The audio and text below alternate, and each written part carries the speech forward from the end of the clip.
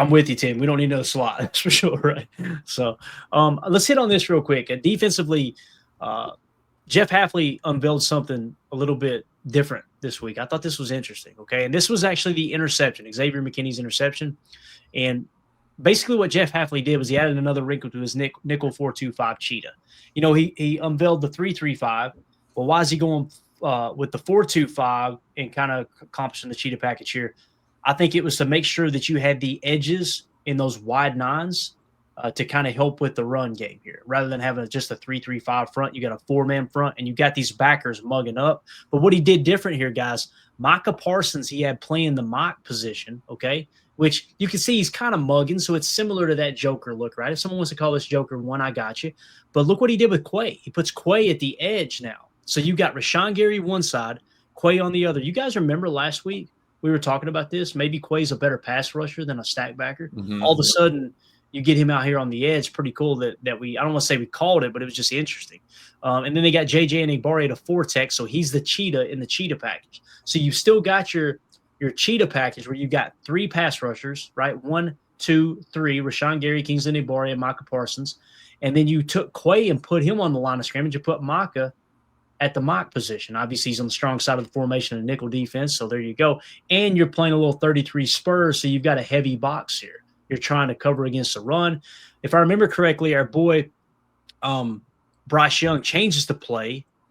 I think he already did it there, yeah, because I think I caught it. He just walked back. So he changed the play, went to a pass, and then you'll notice what they're doing here, guys, is a mock will fire. So it's basically a 56 scrape. So the mock goes first, and the will being Edgerrin Cooper is going to scrape blitz off of his hip pocket, right? So he takes the center with him. And look at the running back, man. If that's Rico Dowdle, and I think it is, he's a hell of a player, Emilio. Look at this. Bang. Picking that up. I mean, but even again, to be able to see that. Yeah. Being on the far right side of that tackle over there. Yeah. And that was the interception. Again, I think that he was just thinking, I've got single coverage here. He probably read zero blitz somehow, some way. Didn't expect McKinney to get back there, wanted to give his guy a shot. The ball doesn't come out wobbly. He does step into the throw somewhat, I guess, right? It's not like he got hit, but maybe it's just a bad ball too. But nonetheless, I just wanted to point out that interception that we got there in the red zone was a new wrinkle that Hafley has unveiled. Am I the only one this is the first time seeing this, or have you guys noticed it as well? This is normally you would have obviously Micah at edge, Quay at mock in this situation. You still fire them, and Quay's still blitzing the quarterback. But in this particular situation, man, it was interesting to see Micah playing the mock position and Quay playing a wide nine. Yeah, and Quay holding the edge too, right? Doing what he's supposed to do. Definitely the first time I've seen it this year. What about you, Emilio? Is that the first time you've seen it? I think so. I mean, I remember Quay walking up once or twice before, but besides that, no, not in the cheetah package specifically, getting out there. But I also think that maybe, if we're having problems with the interior D line, maybe you look at your bigger edge rushers, aka Kingsley Enagbare, LVN, work them inside more, so you have more of a power rush, speed rush kind of D line. But if you get into a 3rd and 1, you need to bring some more meat and potatoes out there. So it's like that's that fine line you're walking. Whereas we get DY back, all that stuff, and it's just the weight is what you're probably worried about down there a little bit, and that's where you got to fight in the trenches. And if you don't have a big guy that can move, and cause some disruption, that's where you run into a little bit of a problem. Yeah, and again, coming back to this metric, defensively, we're 8th in scoring defense, 1st in passing defense, not in rushing defense. So that's why I personally don't think we need a cornerback, although Asante Samuel Jr. was an ascending player. He was getting better every year as he got hurt. We took Stokes over Asante Samuel Jr. in the first round, right? So we took Stokes as a first rounder. Asante Samuel Jr. fell to, I think, the 37th pick, so he was a second-round pick, early second there. So Goody probably had a late first, early second grade on Asante Samuel Jr. That's probably why he's so interested in him. So if he is healthy, maybe you get your second shot at the right corner in that draft if he can continue to play and get better and be healthy. So that's why I'm okay with it at the right price, of course. So, but again, defensively, man, even offensively, I just don't understand all the hate. The argument of you need to run the ball less and throw it more. I can understand that argument because the passing game is very efficient, man. You're talking about third best in yards per pass attempt. I just felt like we got away from the run a little too much last game, personally, especially when, I mean, the interception that Jordan Love throws, guys, that was a first down play. Yeah, that's tough. You're averaging over 5 yards a carry. If you pick up 5 yards on that first down, now you're looking at a 2nd and 5. Instead, you're giving the ball away, right? Right. And then there was another play too there where I can't remember what it was, but I think it was an incomplete pass on first down. It was like put you behind the sticks. So when people say they're not being aggressive enough, not throwing the ball enough, I'm looking at going, man, situationally, you got 2 or 3 spots in that game where you really hurt yourself, put yourself behind schedule on offense by passing. Yeah, run the ball in first down. I agree.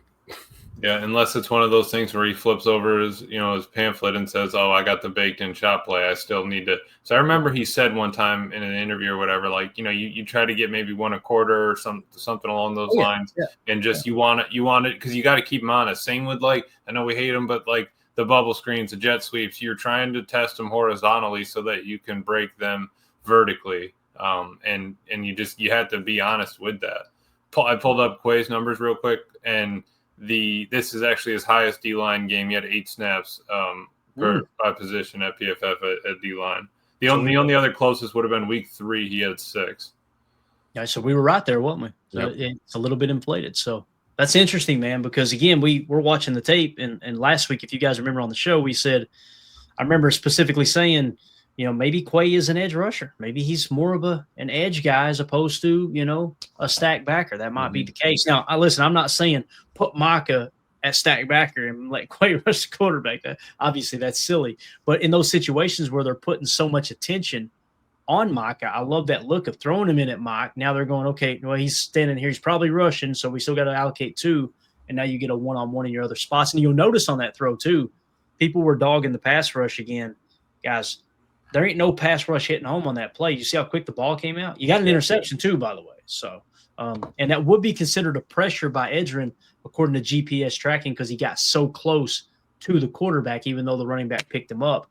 You can still see Bryce let the ball go and kind of get skinny, like he felt that pressure. Yeah, I think that's why Bryce Young threw that pass. Sure. Yep. And honestly, if the protection doesn't get there, we could be looking at a strip sack or something like that. Yeah. Oh, no doubt about it. If he loads that up and Rico Dowdle doesn't come over and make that block, that ball is getting popped straight up in the air. Yep. No doubt. Absolutely. And maybe you get a strip sack and you end up winning that ball game, and Matt LaFleur still has a job. So it's funny as now. So, Emilio, you're over there studying. You got anything else you want to hit before we wrap up, man?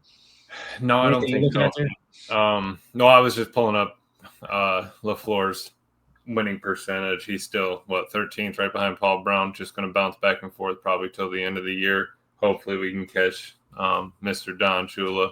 But yeah, it's like, and I don't know. I'm just the sun still came up in the morning and it still went down at night, and we still moved on. We got past the Browns loss. I mean, I really don't understand.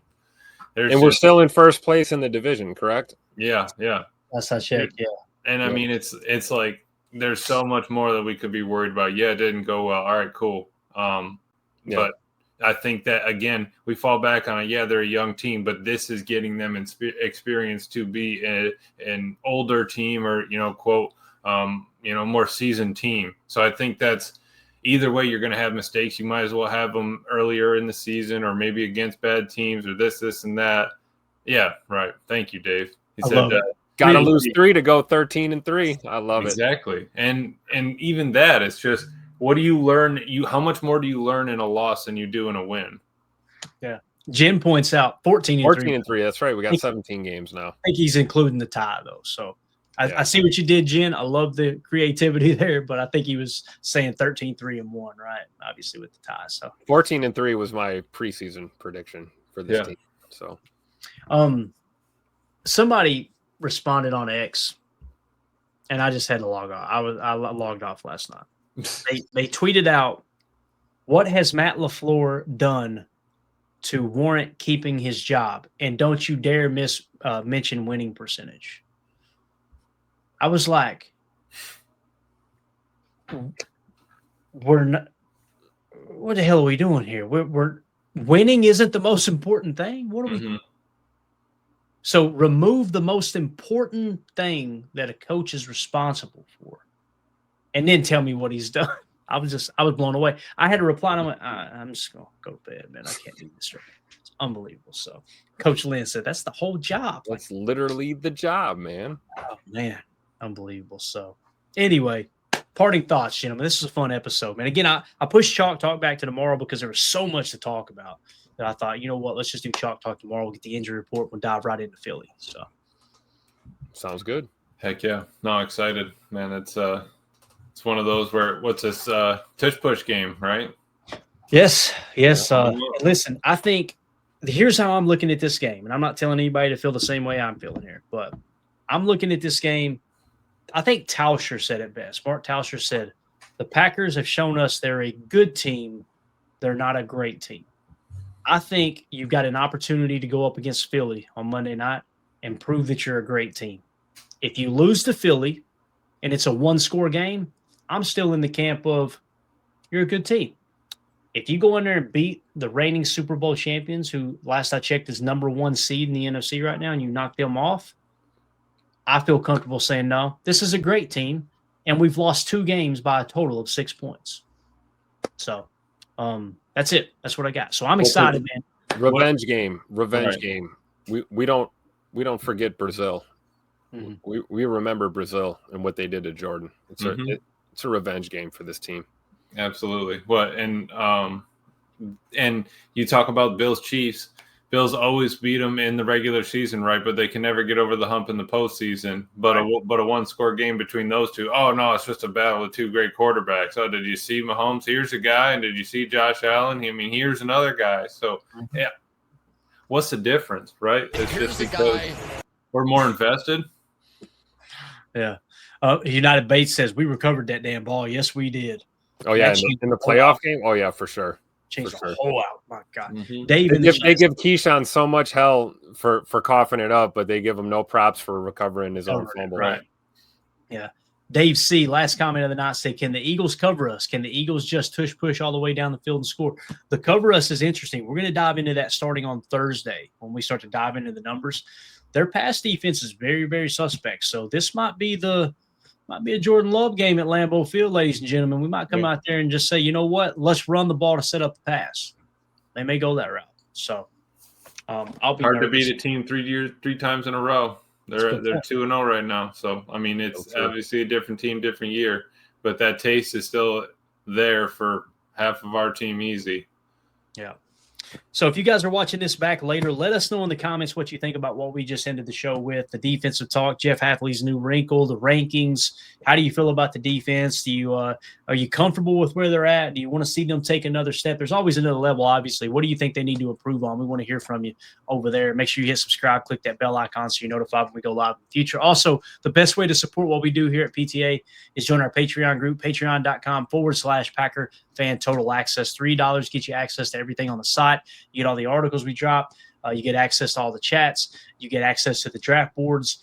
You get access to pretty much everything, like I said, on there. Also, it gets you entered into the giveaways, which this week we're going to be doing an autographed rookie Lucas Van Ness card. I'm excited tomorrow to get the injury report. Is he going to play this week? We'll have all that info for you tomorrow on PTA Live. Before we jump into the tape, Chalk Talk, breaking down the 13 most important plays in the loss to the Carolina Panthers. That's it, guys. Thank y'all so much. Appreciate the super chats. Jason Y and Jake, thank y'all for the extra support there. We greatly appreciate it. We'll see you tomorrow. Everybody have a wonderful evening. As always, let's go out and be the change we want to see in the world and go back. Go. Here we go. Bye, guys.